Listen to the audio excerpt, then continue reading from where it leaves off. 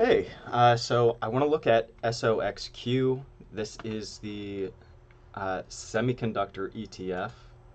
So there is some news for this one. Uh, so the plan is we'll go over the news that I came across. Uh, we'll look at the technical analysis, and then we'll wrap up with a quick summary of just any changes we made. Um, and maybe it'll be best to share this first. So this is our tracker. Last time we looked at this was on June 1st, so about a month ago. We noticed it was in a slight uptrend uh, based on the graph that I showed you at the beginning. That is still true. Back in June 1st, that was right around here, so about 27. It actually hasn't changed much. The uptrend has continued, but in terms of price value, didn't really change much in that month. Um, at that time, it was trading at 27. We were looking for 25, and 28 was like, we want to stay away from that. If we look at our chart again, 27, and I was looking for like 25. Okay. Okay, so I don't really expect it to change much. But yeah, let's look at the news first, and then we'll dig into the technicals. So this first article I found, it just noted that SOXQ, it's an ETF that has about $128 million in it. And again, this article's actually like 1 month old, so I can't imagine much has changed. About $128 million, that might have fluctuated a little bit, but still, overall it's small. That's why this one can move quickly. I'm surprised it hasn't moved faster. But this ETF, it's comprised of the 30 largest semiconductor stocks. We'll go into the top 10 holdings within this ETF probably during the summary part. Uh, this ETF is composed of all the parts of the semiconductor supply chain. So this includes ASML. I know it includes that. It includes AMAT. Um, those are just like producers of parts for this industry. So I know that's true. It's not just the chips themselves. Uh, it's reconstituted on an annual basis. I'm not really sure what that means. Um, I guess reassessed on an annual basis and then rebalanced quarterly. So the way it reads to me is they don't let it just ride the waves. They rebalance, and this one changed a lot. We can look at that real quick, actually. So for this one, um, hopefully that's okay to read the red. Um, but yeah, a lot has changed. So this, and we can, what I'll do is I'll take the red away just for a minute. Um, so you can see on the left side, that was from June 1st, the last time we looked at this. And now we're at the 8th of July. All the yellow highlights are things that have changed within that month. So I take it they must have rebalanced at the end of quarter two, end of June. And now we're seeing those changes. Um, and they made a lot of changes, which is, I just didn't expect to see this much. And especially in terms of like the players that now aren't in the top 10 and the players that now are in the top 10. So that's what these yellow highlights here are for. So before, Lam was in this one, Micron, and ASML. Uh, I follow ASML. I know Lam is of similar attributes business wise as ASML, and the Micron was its own entity making like old chips or larger chips, I should say.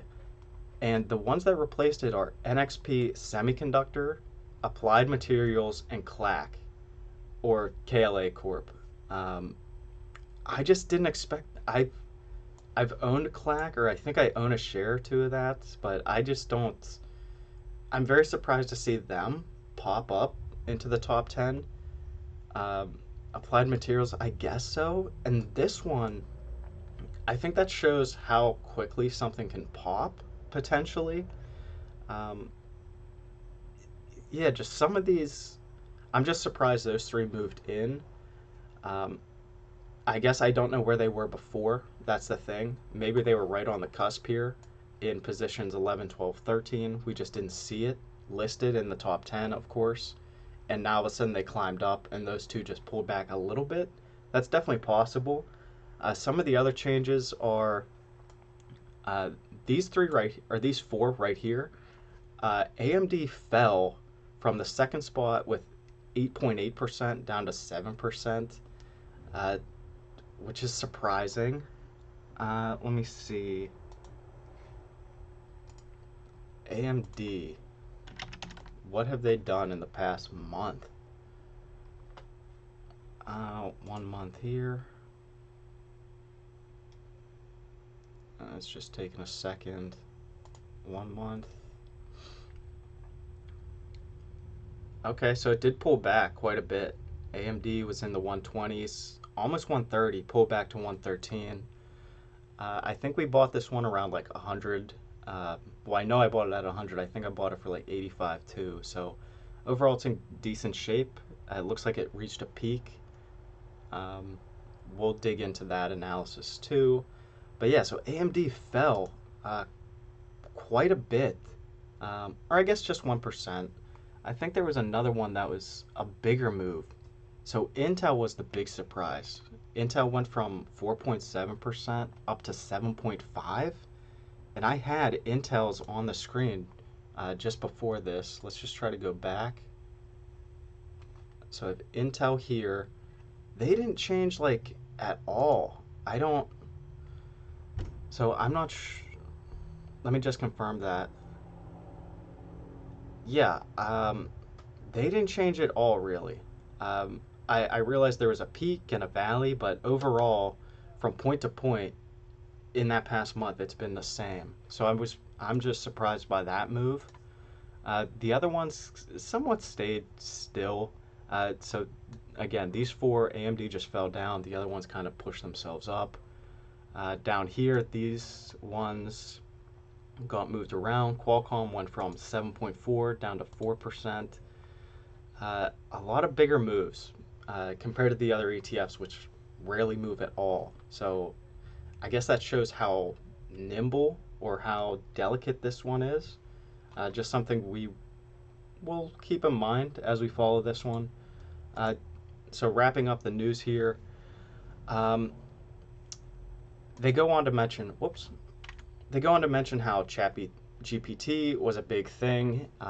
It hit over 100 million users in just 2 months, showing the virality of these applications are already translated into increased orders for NVIDIA. I think that's why we saw a big pop for semiconductors, namely NVIDIA. And I guess they're just showing how quickly this can go.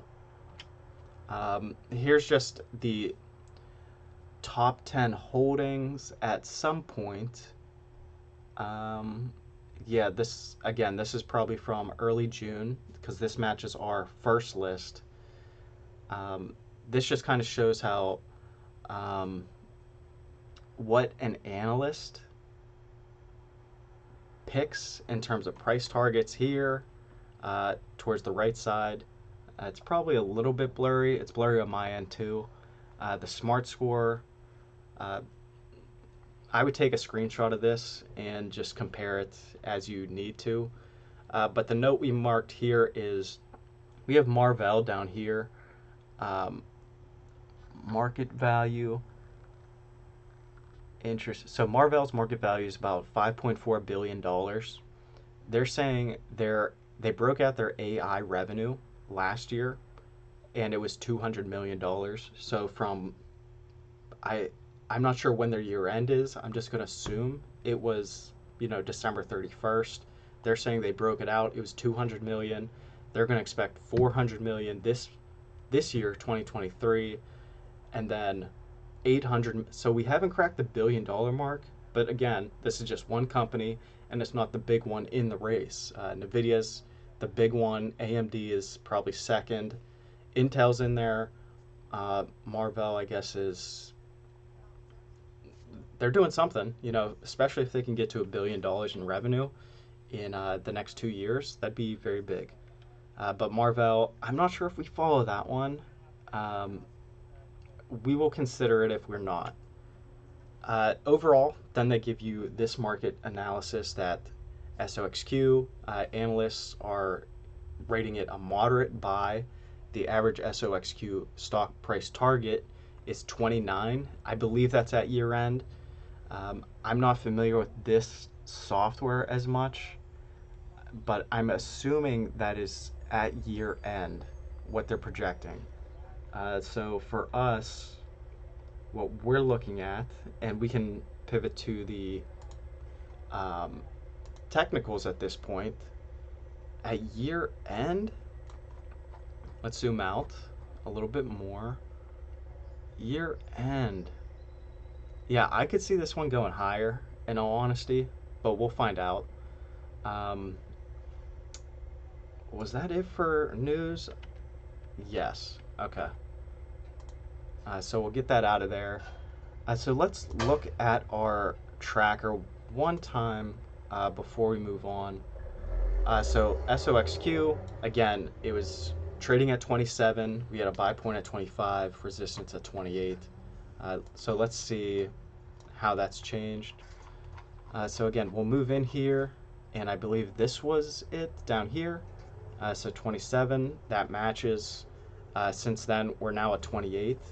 So not much has changed. However, we are keeping that uptrend intact. So I'm comfortable leaving that in as a note for that. I'm also going to add in, this uptrend really started in October of 22. So slight uptrend since October 2022. Nothing really noteworthy for this one.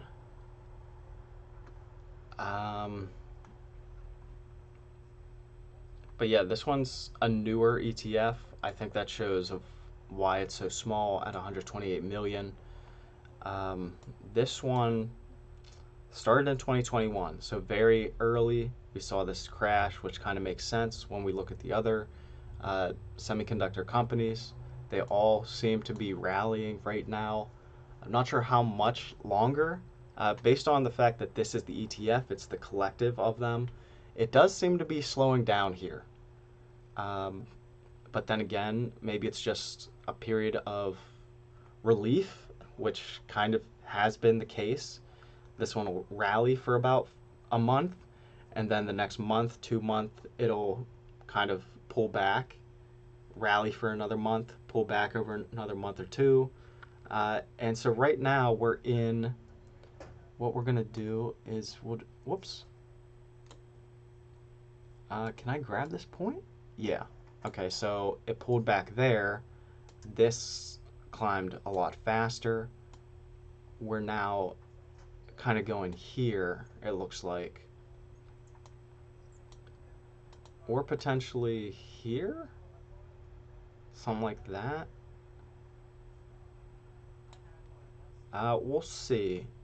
So if this kind of pattern continues, we're pretty much at a buy point. It's at 28 now. Yeah, I mean, the question is just how long will this one rally? News really didn't say anything that would sway me away from this, outside of the fact that apparently analysts were saying this one's going to get to 29. It's currently at 28, so if what they're saying is at the end of the year 29, that means they're thinking there's not going to be much growth in this one.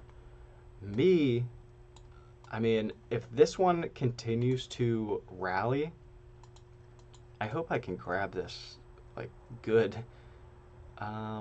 So that pulls us out to about February. I'm going to drag this one out to about February. and then we'll take that blue line in the middle. We'll drag that out till about February. And the whole point of this was to add in another box for year end. So like here, over, we'll drag that down. So somewhere, and we'll change this to a gray. So just shooting right in the middle at year end, I'm thinking this one could go to 35. Will it do that? We'll have to find out. But right now, it is sticking with this uptrend pattern. That is just potential. So 35. So that's about 25%. We're at 28. It would go up another 7 potentially. And that's 25%. That's actually a really good deal if it happens. So some things against this. Again, it's so new, it's hard to get a better sense of it.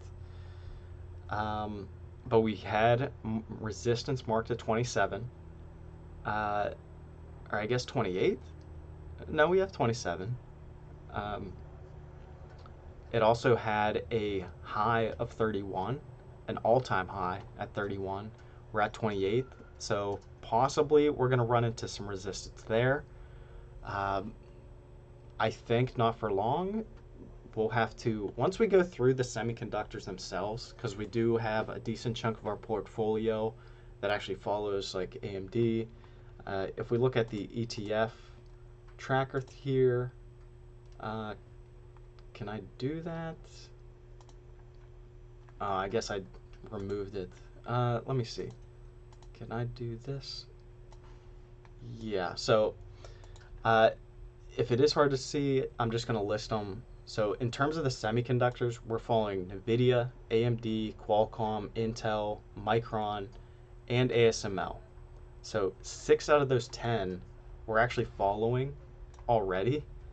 So once we go through them and see what their actual like results are on a quarterly basis, are they improving? How much are they improving? That'll give us a better sense. So next time we wrap up and go into this one, probably have a better feel in terms of what will happen at this previous all-time high or the current all-time high. Will it kind of stall out there? Will it push through? We'll see.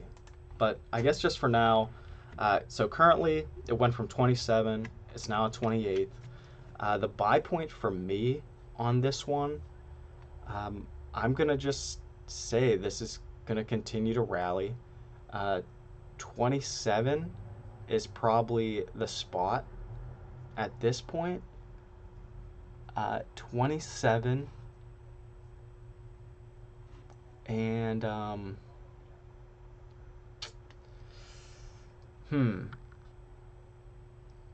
27 seems nice.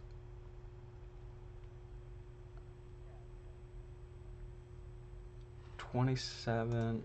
So I'm gonna put in 24 and 27, and we'll make 27 the bold figure. That's the one I'm following.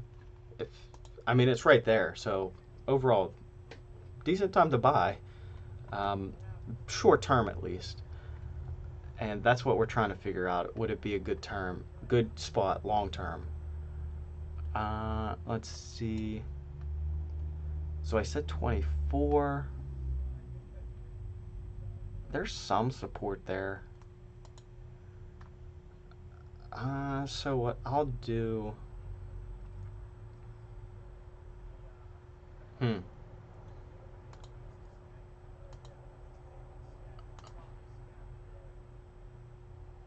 Let's see. We're going to add in a green line here, and that's going to show us slight support. And this red line is going to be like right there next to it, showing resistance. The support aspect comes from 1, 2, 3, 4, 5 instances, and we could even say this was kind of 6 down here, of where 24 kind of acted as support. And then on the flip side, once it broke that point, for some reason it couldn't get above it. Here's 1, 2, 3, and then 4 times where it just couldn't get above. So that's like a fair value point. It's truly a fair value point. Um, it's just when it's coming down, I'm expecting it to kind of stop there. But when it's like way down, that's kind of where I think it's going to have trouble getting over. Uh,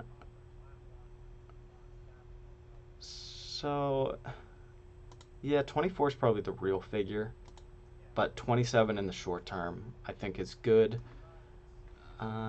Let's see. Resistance at 28.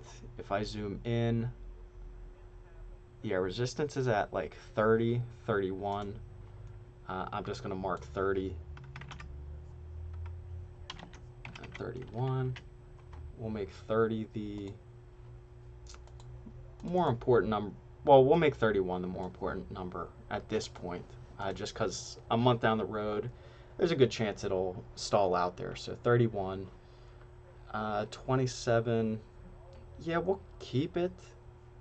But if this one broke trend, I could see it pulling back to 24. That's pretty much all I want to say about that one. Then we'll update the date. In terms of this, so other ETFs we found like an average yearly return. This one's so new and hasn't really found the right equilibrium for this. So that one's kind of tricky to do. Just not enough data. Once we get into like 5, 6, 10 years, we can probably do that. But right now, it's too soon. But assuming that uptrend continues, I'd be curious to see what would be the average yearly return on that uptrend if it can keep the momentum for a couple years, I would say at least. Overall, I guess at this point, I could mark this one a buy. Without looking into it further, I'm going to keep it as fair value. If this one pulled back to say 24, yes, I would say it's a buy. But at 27, it's at the bottom. So really the factor for me is I think there's going to be other opportunities out there, so I'm marking it fair. The other reason is I want to know what is the average yearly return if this uptrend were to even continue. So basically, what's the best case scenario? I think we saw it was 25%, so I'll consider this one. I want to go through the semis first, and then I'll have a base on how I actually want to play this one. So this one could be a good one. Could be good. I'll leave it as fair value for now, though. Let me know your thoughts on that. If you're swayed either way based on what you saw, or if you have your own insight, feel free to share that. Otherwise, please like, subscribe, and I'll see you on the next one. Bye.